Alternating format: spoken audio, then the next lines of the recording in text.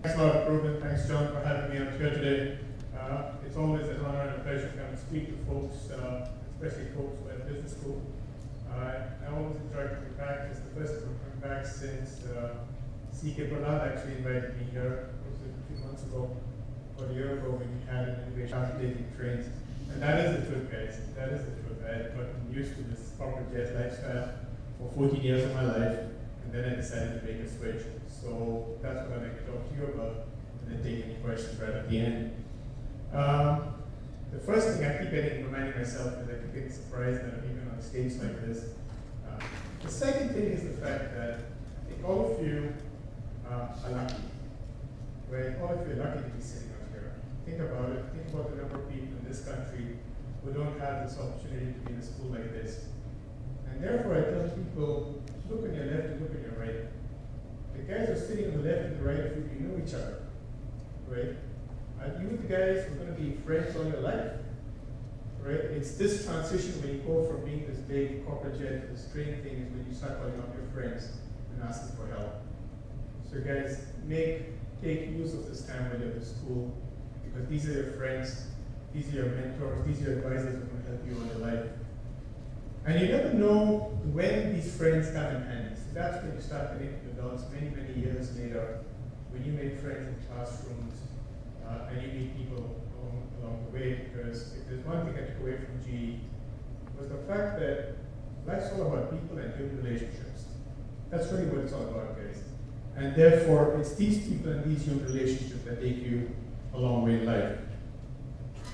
Which takes me to the next point. Why is that so important? You know, we talk about teamwork and we talk about, working together in life. And I'll tell you why that's so important. I came out of business school just like all of you many years ago. I didn't have a clue, frankly, as to what I wanted to do or where I wanted to go. So just like everybody else in class, I went for all the investment banking interviews, went for a lot of consulting interviews.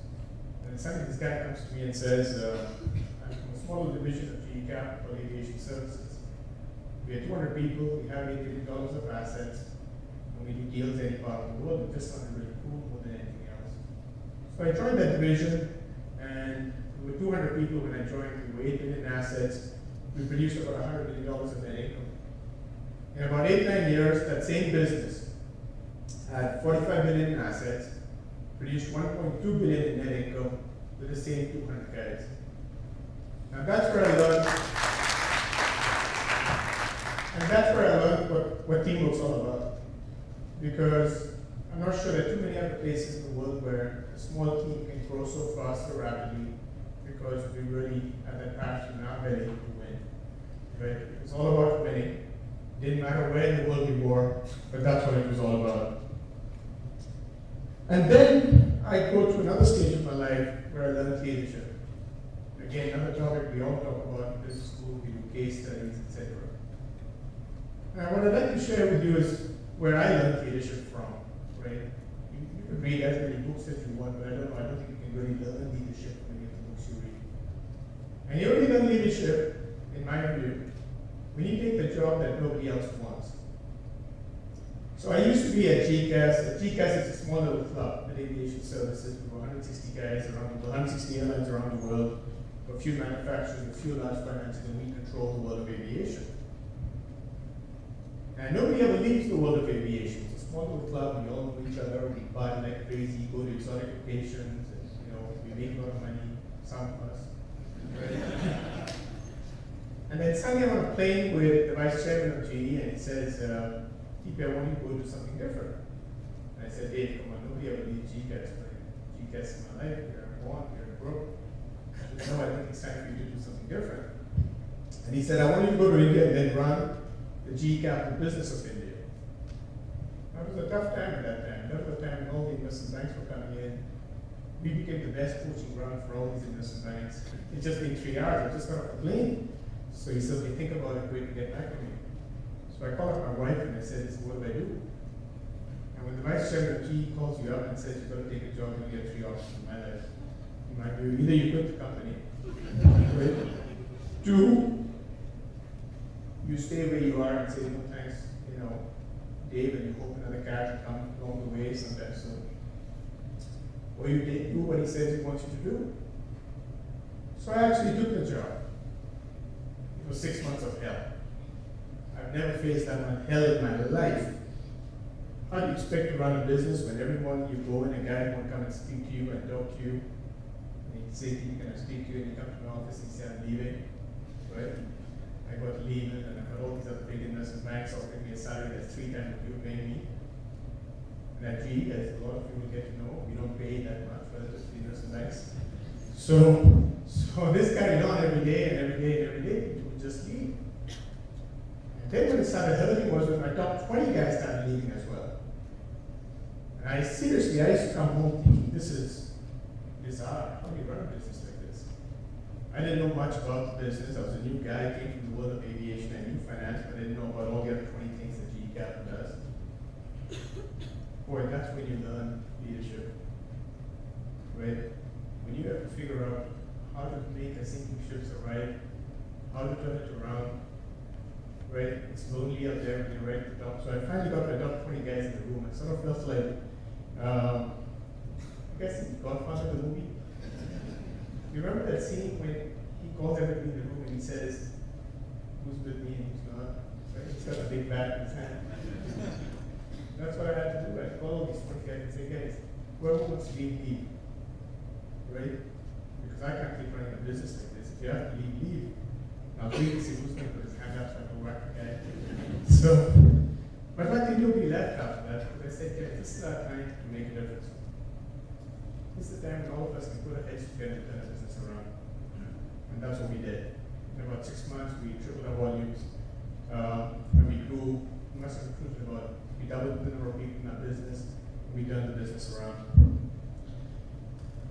So then, after doing about 14 plus years of this, I decided it's time for a change. And the reason that happened was because of 2 people.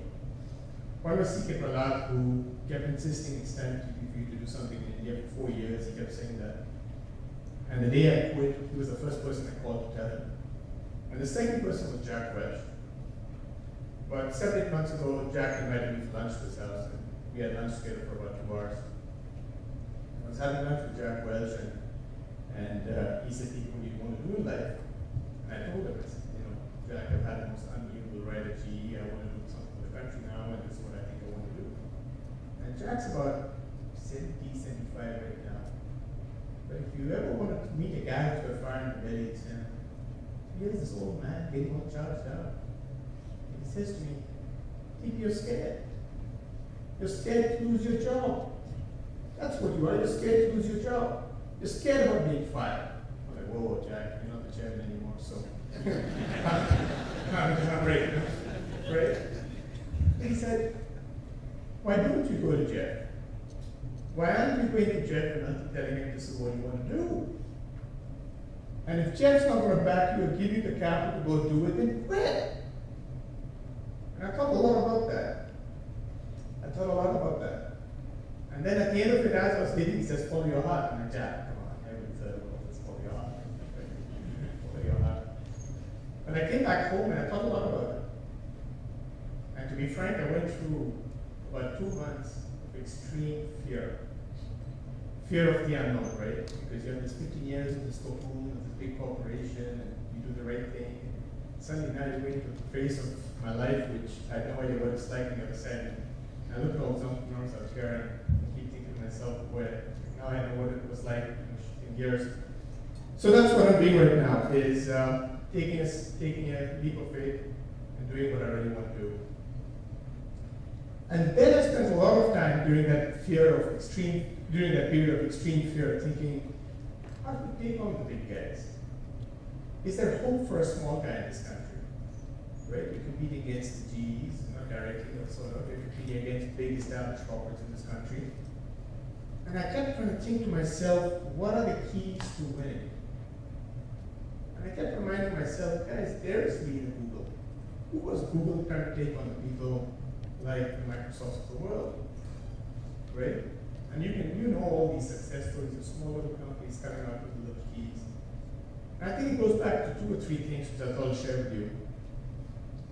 The first one is, I don't know how many people have actually been in the airline industry before. If any of you come from the airline industry, But for all of you guys who have come from the airline industry, there are about 165 world airlines in the world. If you think about the number of them that have actually been profitable for a sustainable period of time, they're less than 10. I'd say more like 5. Right? And if you think about in detail, why do these airlines create competitive advantage? What is it that these 5, 6 guys have that nobody else has? Have you guys flown an Indigo airline? Yeah? You like it? I'm biased out here, but I'll tell you this. I think these guys are going to be one of the few long-term survivors in the world. And it's because of a guy called Rakesh Agarwal who has this extreme paranoia to understand the risks of running a business and figuring out how to mitigate all these risks. And I learned a lot from that guy, so just keep that in mind. 2, innovation. Right? There's always hope for innovation. There's always hope to do things better. Coming from a big institution in 14 years, I'm sure a lot of us have been in big institutions. I think by now all of you know what the drawbacks of big institutions are. There are huge drawbacks. And the question is, can we innovate to do things better than them? And then the last learning I've learned now in this new environment is the same thing that I said right up front. It's all about the people. Right? I was fortunate because since I left, I got a whole bunch of resumes coming in saying, guys, TP, I want to join you and things like that. And I met a lot of these good people. And I had to think much more about people now than I did even when I was at GE. Because at GE, you can get away with recruiting a few bad guys here or there. The ship doesn't sink by a few guys. But now, guys, we are going to be a few guys. Right? I don't have 15,000 people behind me anymore. So therefore, it's all about people. And I met a few interesting people. I saw their resumes, and these guys had worked on water. They had set up 1,000 megawatts of power plants. They were just fabulous resumes. But then I thought to myself, this is just not the guy I want to work with. And that's when I decided that if you put a gun in my head, values and attitude are more important than technical competence. That's my number one takeaway talking to a lot of people in this new thing. I'd rather get the guy who has the right values, the attitude, the passion, ready to win, than the guy who knows what it is. And what I'd like to do is then conclude with just one last thought, which is the fact that, again, I just want to remind you that all you guys will get out of business school, you can join big companies, you can make a lot of money, and this is the time India's shining, and a lot of good things going for us. You guys just remember that there's still, whatever the right stat is, 400, 500 million people who earn less than $1 a day in our country. There's still hundreds of millions of people who may not even have a clean glass of drinking water for the next 10 years. And therefore, guys, it's our responsibility to make a difference. And it's our responsibility to give back to our country as well. So just keep that in the back of your mind. I'm not saying, go to big companies, go to big corporates, but just remember that at some point in time, you've got to give back. That's our duty to give back. So with that, thank you very much for listening.